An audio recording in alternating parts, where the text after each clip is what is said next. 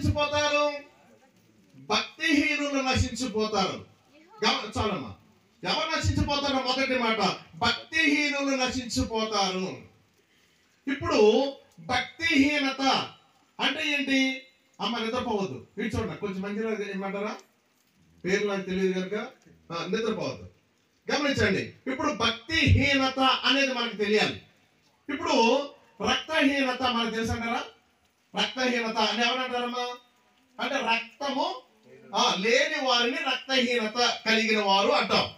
ఇప్పుడు వారికి ఏం ఎక్కిస్తారు? రక్తాన్ని ఎక్కిస్తారు. ఇప్పుడు దేవుని యొక్క బిడ్డలు అనబడిన వారికి ఏముందంట? భక్తి తగినంతగా లేదు. అందుకనే ఇప్పుడు ఆ భక్తిని మనం ఎక్కించుకోవాలంటే వాక్యం దగ్గర మనం ఉండాలి.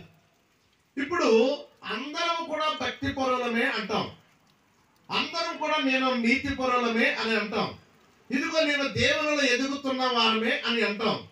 కానీ భక్తిహీనుల యొక్క గుణ లక్షణాలు మనం తెలుసుకోవాలి.